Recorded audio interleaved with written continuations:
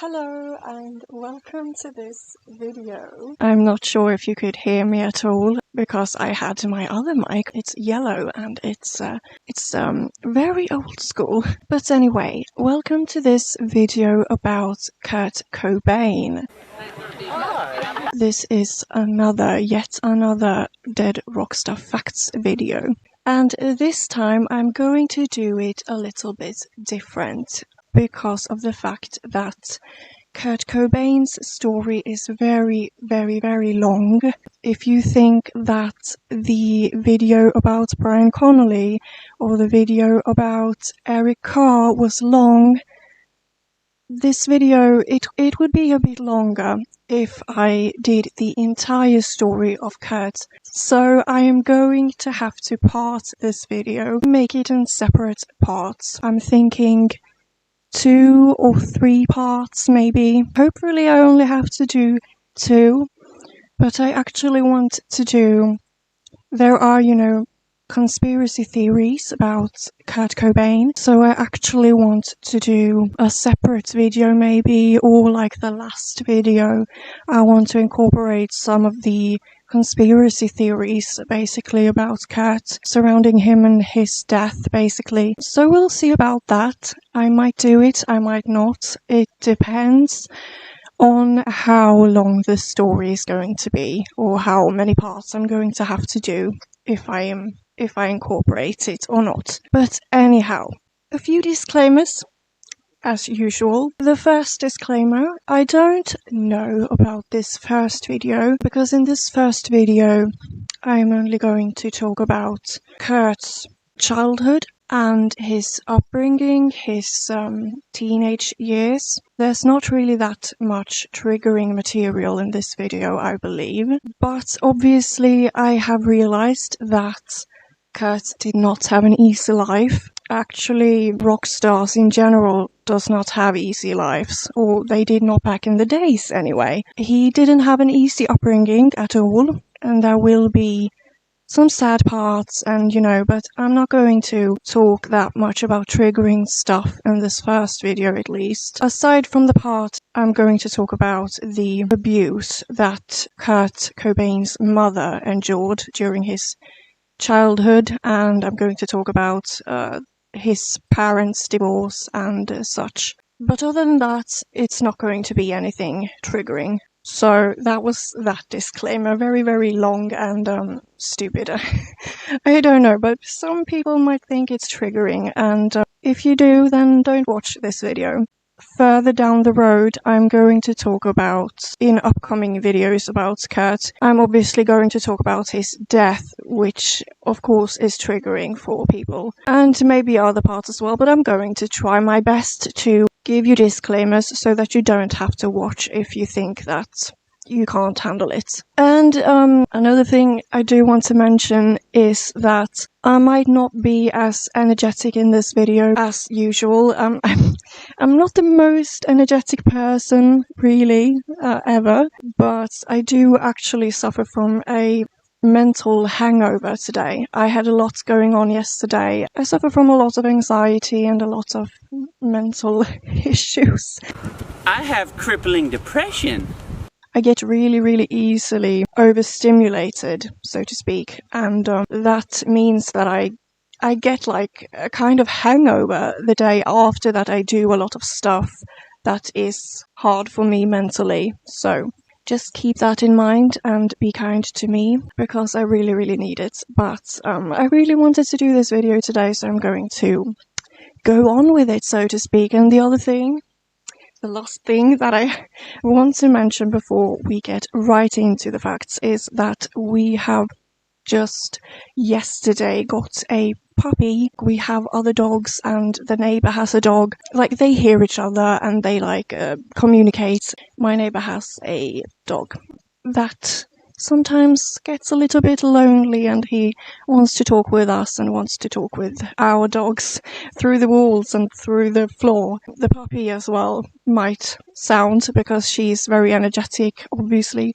So with that in mind, just let's get right into the facts about Kurt Cobain and his childhood. Kurt Cobain's full birth name, was Kurt Donald Cobain. He was born on the 20th of February in 1967 at Grace Harbor Hospital in Aberdeen, in Washington. He was the son of the waitress Wendy Elizabeth. She was born in 1948. And his father was automotive mechanic Donald Leland Cobain, born in 1946.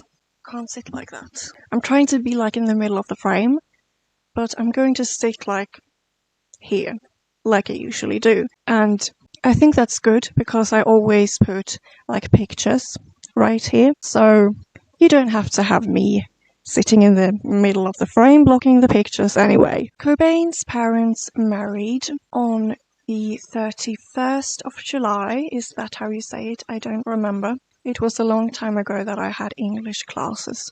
Anyhow, in 1965. Let me try to pronounce this. In Cordaline,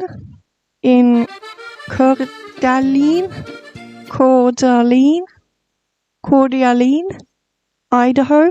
I have no idea if that's supposed to be pronounced in like an English way or like, to me it just looks French. But anyhow, Kurt had English, Dutch, French, German, Irish and Scottish ancestry. Like, imagine knowing that. I have no idea what ancestry I have besides from Swedish. I want to do like a DNA test to see if there's anything else in me. And like, I have seen people that has done that, and like their entire personality changes. Like, they're not the same person as before. Like, I understand that your ancestry and heritage is obviously something important. It's a part of you, but it shouldn't really change everything about you or your entire personality, I think, but maybe that would be the effect on me as well. Cobain's family had a musical background. His uncle, for example, Chuck Freidenberg, played in a band called Beachcombers. His aunt, Mary Earle, played guitar and performed in bands throughout Grace Harbor County, and his great-uncle, Delbert, had a career as an Irish tenor, making an appearance in the 1930s film King of Jazz. However, it is said that Kurt got his love for music from his aunt Mary Earle, who has stated that her nephew started singing and writing lyrics as a toddler. Mary Earle was a local musician in the Aberdeen area, while Kurt's parents gave him his first drum, a tin toy. However, Mary was the biggest source that actually helped foster and actually made Kurt love music so much. In 1985, Mary let Kurt use her home to record the first demo with his band. When she saw Kurt on MTV in 1991, she remembered, quote, "I felt happy for him, I felt afraid for him, because I knew that he wasn't the most stable person in the world." Kurt was described as a very kind child, very sensitive and thoughtful as well. Kurt's talent as an artist was evident from an early age. He drew his favorite characters from cartoons and films, such as the creature from Black Lagoon and Donald Duck in his bedroom. It is also said that Kurt was encouraged by his grandmother, Iris Cobain, another professional artist. Cobain's general interest in music started very young, and again, according to his aunt Mary, he began singing as a toddler at only the age of 2. At age 4, he started to play the piano. He also, at this age, wrote a song about going to the park. He listened to artists such as Electric Light Orchestra, and he would from a young age sing songs such as Arlo Guthrie's motorcycle song, the Beatles' Hey Jude, Terry Jack's Seasons in the Sun, and the theme song to the Monkees television show.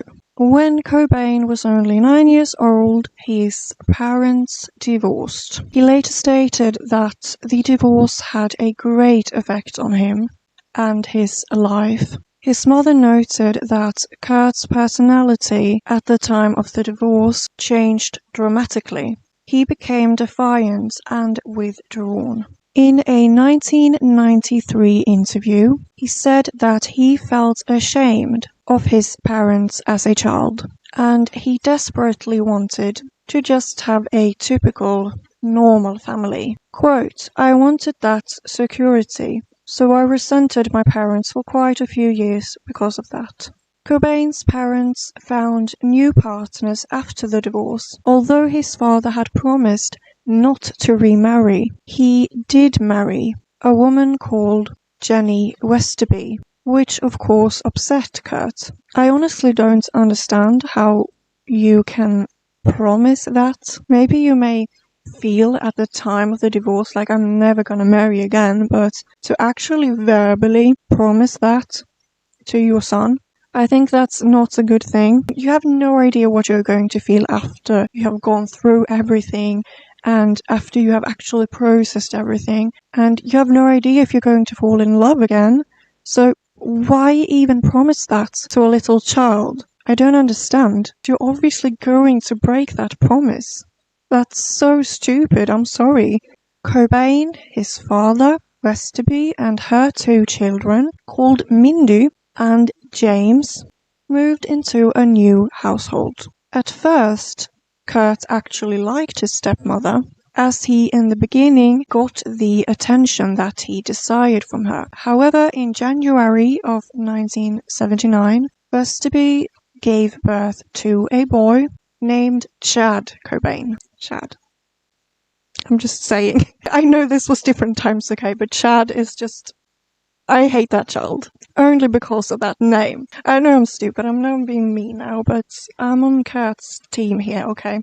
I would hate that child as well. But anyhow, this new family, which Cobain insisted was not his real one, was definitely not what Kurt was actually used to. He was used to being the only boy, and therefore receiving more attention than he would get after his little brother's birth. So ultimately, Kurt started to resent his stepmother. Cobain's mother dated a man that was abusive. Cobain witnessed the domestic violence within her relationship. What was that?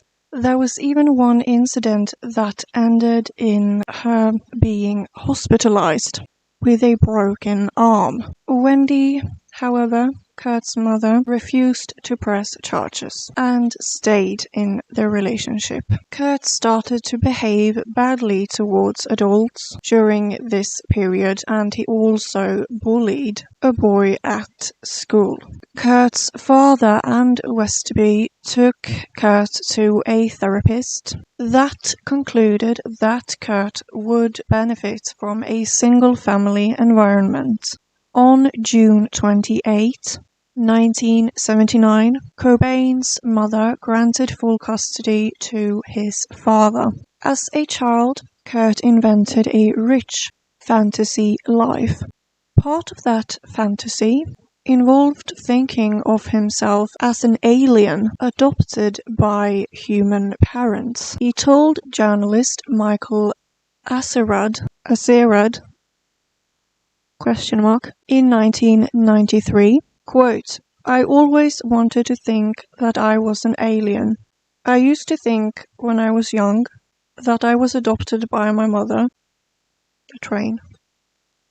Passing by, the train is passing by, and I'm just sitting here trying to make a video, but it doesn't go so well.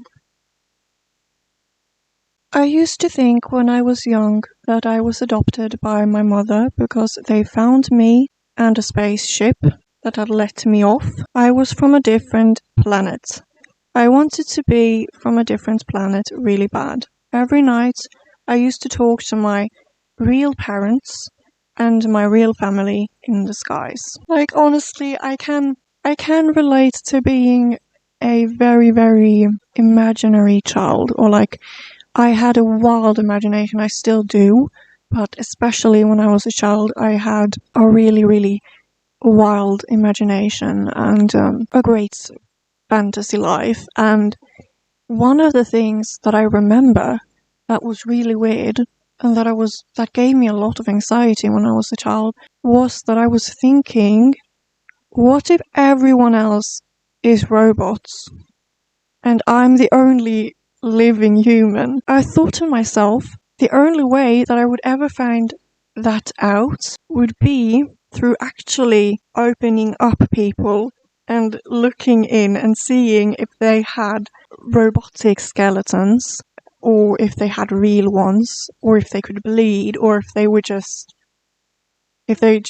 not real. I don't understand like how that logic went in my head.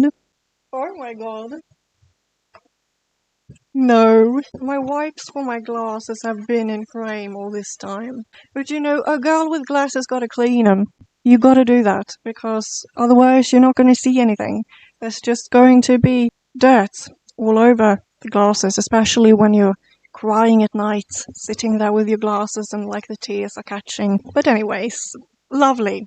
Lovely stuff. Lovely prop. Let's move on and forget that I said that I literally thought about that I had to cut open people to see if they were real. It's just hard for children sometimes. They just don't think the way that we do, but I just relate so much to being weird as a kid. To having weird fantasies. Kurt did get in quite a bit of trouble in his youth. That could have been the result of his hyperactivity, so I'm assuming that he probably had ADHD. At 6 years old, he invented a game called Corn on the Cob. It involved filling soda cans with pebbles and hurling them at cop cars. This anti-cop sentiment was something that Kurt carried into adulthood. One of his guitars during his Nirvana years had a sticker that read, quote, "Vandalism, beautiful as rock in a cop's face." As a child, Kurt was diagnosed as hyperactive or with hyperactivity and was prescribed Ritalin to help him, quote, calm down and relax enough to get sleep during the night. He was also prescribed sedatives.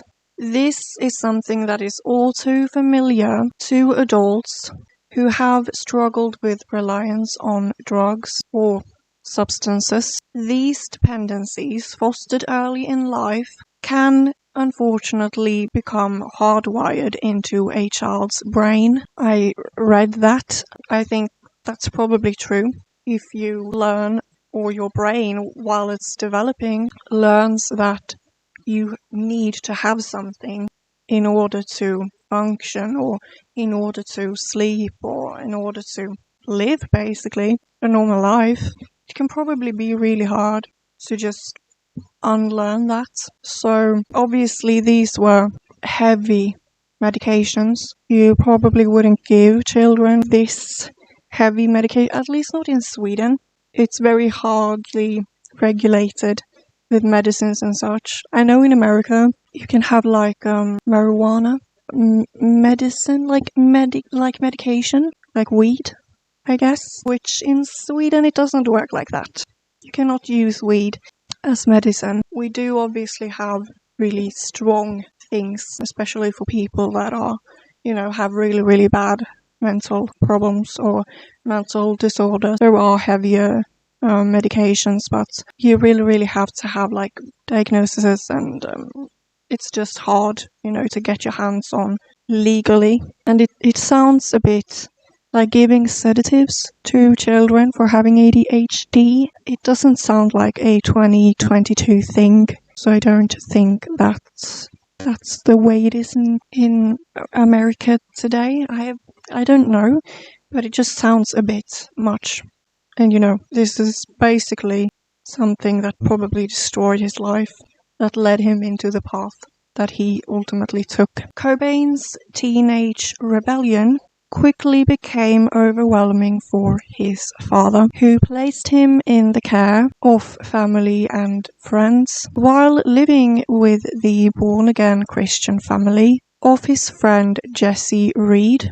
Cobain became a devout Christian and regularly attended church services. He later, however, renounced Christianity, engaging in what was described as anti-God rants. The song Lithium is about Kurt's experience while living with the Reed family. Religion did remain an important part of Cobain's life, personal life and beliefs. Although generally uninterested in sports, Cobain was enrolled in a junior high school wrestling team at the insistence of his father. He was a skilled wrestler, but despised the experience because of the fact that he was ridiculed by his teammates and coach. Kurt allowed himself to be pinned in an attempt to sadden his father. His father later enlisted him in a Little League baseball team, where Kurt would intentionally strike out to avoid playing. When he was in the 8th grade, Kurt suffered a slipped disc while jumping rope. How do you even manage that? How hard did you jump? No, I'm sorry, but that's horrible. But I don't understand how you managed to do that while jumping rope. I did that tons when I was a child, and the only thing that happened to me was, like, my feet hurting. Like, I think you're probably, most of the time, more susceptible to, like, foot and leg injuries when it comes to jumping rope, but obviously he probably jumped really hard. Soon after, he was diagnosed with scoliosis. The scoliosis only worsened with his frequent guitar playing. He was in a lot of pain. He stated, quote, "You can't really correct scoliosis because it's a growth in the spine." He later said, quote, "It gives me back pain all the time." I have researched scoliosis a lot for the little reason that I actually had scoliosis before. Quite a bad scoliosis. I had to correct it, but it was in 2020, I think. Obviously, this is a long time ago. He was a child a long time ago, and I don't know what specific type of scoliosis that he had, but I do think that most of the time, scoliosis that you get really early on in life, you can only correct with corsets and stuff because of the fact that you are growing and the spine can't quite handle that. The spine will deform as you grow, so you can wear corsets nowadays. I never did that because I don't have that type, so I could only correct it with screws. I'm literally part titanium these days, but the pain is bad nonetheless. No matter what type it is, it can be truly, truly horrible. It did make it harder for me to do things. I couldn't keep my horse, for example, because it was too much pain. It was too painful. I had a hard time going to school because sitting for too long was making me I was in agony from sitting for 3 hours. I don't know what type of scoliosis he had, and they probably couldn't do much back then. And I'm so grateful for the fact that you can do things to help these days. That is something that is so good nowadays, that the science behind a lot of diseases and a lot of things has gone so far, and it's just amazing. And it's so sad, and I can relate so much to what he was feeling. I just can't imagine living with that pain for the entirety of your life and knowing that there's nothing that you can do. And I read somewhere, I don't know if this is true, but it said somewhere that he also took drugs. One of the reasons that he took drugs in the end was because he had problems with his pain, and I can totally understand that. That must have been horrible. Cobain befriended a gay student in high school and was therefore bullied by his peers. In an interview, he stated that he liked being associated with a gay identity because he did not like people. I relate to that as well. I do. I relate to that. People are horrible, but you shouldn't have to feel like you have to be gay, like just so you can be hated, because it's not something that you should be hated for.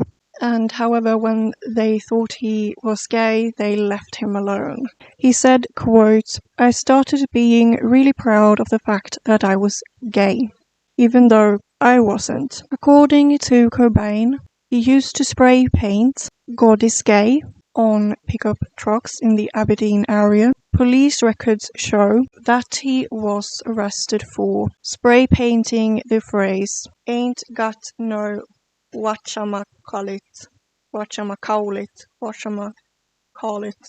Okay, I don't know how you pronounce that. Okay, my neighbor's dog is wailing.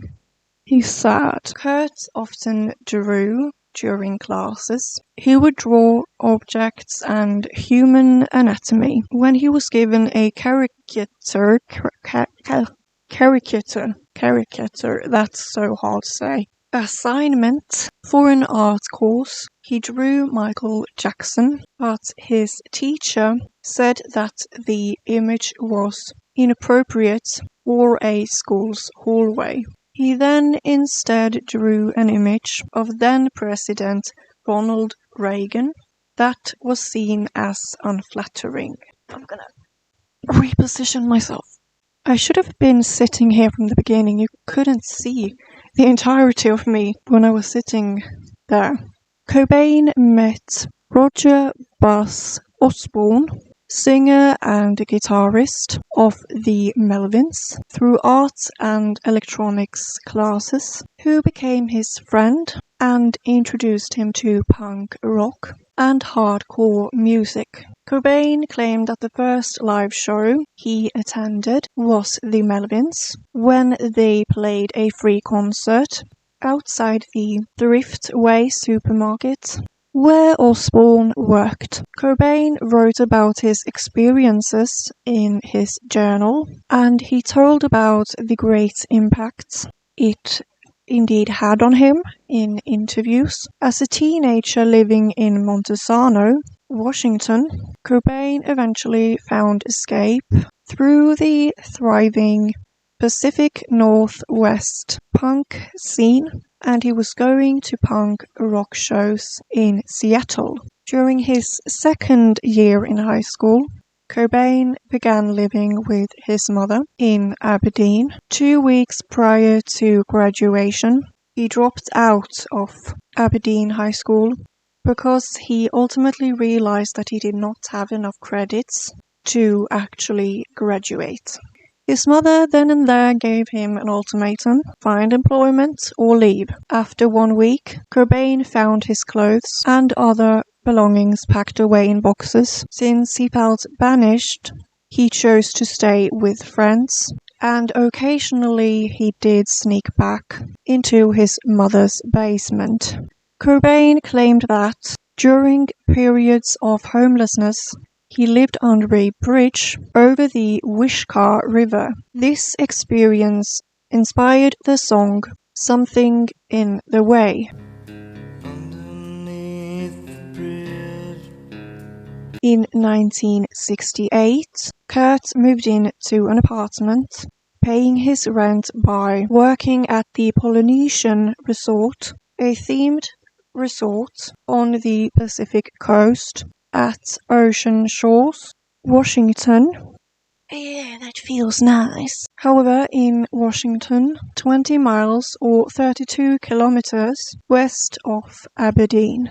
During this period, Kurt frequently traveled to Olympia to go to rock concerts. During Kurt's visit to Olympia, he formed a relationship with Tracy Miranda. Their relationship was close, but it was however strained by financial problems and Cobain's absence when touring. Miranda supported the couple by working at the cafeteria of the brewing plant in Auburn, Washington, often stealing food. Cobain spent most of his time sleeping into the late evening, watching television and focusing on art projects. Tracy wanted Kurt to get a job, and this caused arguments that influenced Cobain to write a song called About a Girl. It appeared on the Nirvana album Bleach. Miranda is credited with having taken the cover photo for the album. She did not know that Cobain wrote the song about her until several years after his death. Soon after the separation from Miranda, Cobain started to date Toby Vale, an influential punk sinister, I think, of the Riot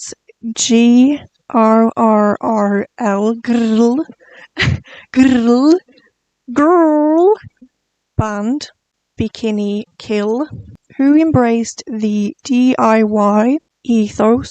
After meeting Vale, Cobain vomited, overwhelmed with anxiety caused by his infatuation with her. This event inspired the lyric "Love You So Much It Makes Me Sick" in the song Aneurysm. Kurt wrote many of his most notable songs about Vale. On his 14th birthday, on the 20th of February in 1981, Cobain's uncle offered him either a bike or a used guitar. Kurt chose the guitar. It did not take long before he was trying to play Led Zeppelin's song Stairway to Heaven. He also learned to play Louie Louie, Queen's Another One Bites the Dust, and The Cars' My Best Friend's Girl, before he began working on his own songs. Kurt played left-handed, despite being forced to write right-handed. In 1985, Cobain formed Fecal Matter after he had dropped out of Aberdeen High School, one of several joke bands that arose from the circle of friends associated with the Melvins. It initially featured Cobain singing and playing guitar, Melvins drummer Dale Crover playing the bass, and Greg Hokanson playing drums. They spent several months rehearsing original material and covers, including songs by the Ramones, Led Zeppelin, and Jimi Hendrix. Fecal Matter disbanded in 1986, while the Melvins supported their debut EP, 6 songs. While hanging out at the Melvins' practice space, Kurt met Christ Novoselic, a fellow devotee of punk rock. Novoselic's mother owned a hair salon, and the pair occasionally practiced in the upstairs room of the salon. A few years later, Cobain tried to convince Novoselic to form a band with him by lending him a copy of a home demo recorded by Fecal Matter. After months of asking, Novoselic agreed to join Cobain, forming the beginnings of Nirvana.